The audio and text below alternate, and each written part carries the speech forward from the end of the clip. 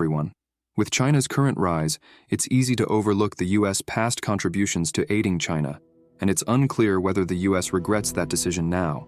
However, China is challenging the U.S. dominance in economics, science, and military power. Whether China can surpass the U.S. is a question that neither Xi Jinping nor Joe Biden can answer. Nevertheless, China has grown significantly powerful. So how did the U.S. assist China in the past? Let's explore this together. At the end of the 19th century in China, there was an uprising against the Qing government due to its oppression.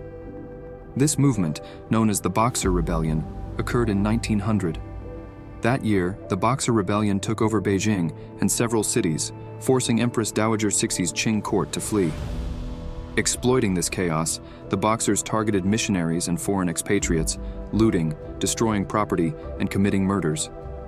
In response, under the guise of protecting their citizens and embassies, the armies of 8 countries, Britain, the US, Germany, France, Russia, Japan, Italy, and Austria-Hungary, joined forces and marched into Beijing to defeat the Boxers. They restored authority to the Qing dynasty on the condition that they sign the Boxer Protocol, which required China to compensate Western nations for the costs of suppressing the rebellion. The compensation was set at 450 million taels of silver, meaning each Chinese citizen owed 1 tael of silver. In today's value, 450 million taels of silver equate to $30 billion. Among the countries receiving compensation, Russia received the most with 28.97%, Germany 20%. France, Britain, Japan, and the US each received 7.32%, with Italy, Belgium, Austria-Hungary, and the Netherlands receiving the least. China wasn't required to pay this sum immediately, but could do so over 39 years, with an annual interest rate of 4%. Therefore, in theory, China would pay 982 million taels of silver, more than double the initial amount. The Boxer Protocol was a humiliation for China. Interestingly, the US, proud of its democracy and eager to spread its ideals worldwide, made a historic decision. President William McKinley and the Secretary of State proposed that Western nations ensure China's territorial integrity and reduce its compensation.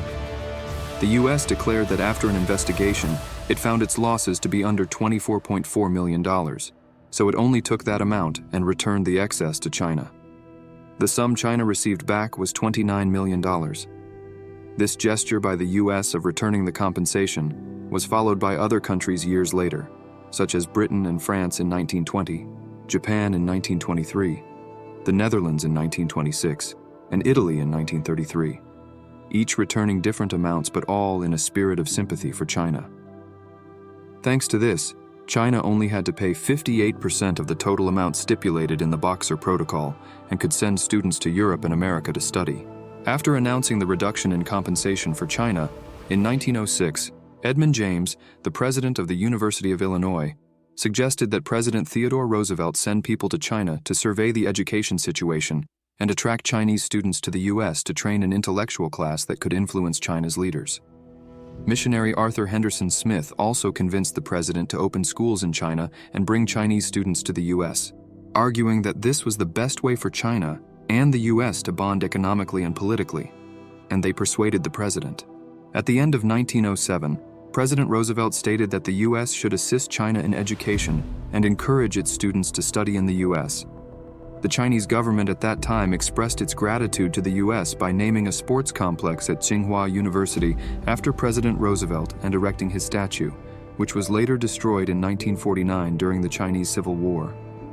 At that time, the U.S. and China agreed to use the returned compensation to create scholarships for Chinese students to study in the U.S., called the Boxer Indemnity Scholarship. China planned to send 100 students annually for the first 5 years, then 50 students each year until the money was exhausted. Both sides agreed that 80% of the students would study agriculture, mining, physics, chemistry, engineering, mechanics, and banking, and 20% would study politics, law, finance, economics, and education. The selection process for these students was to be handled by China, with no American involvement. The following year, the U.S. organized a selection of talented Chinese students.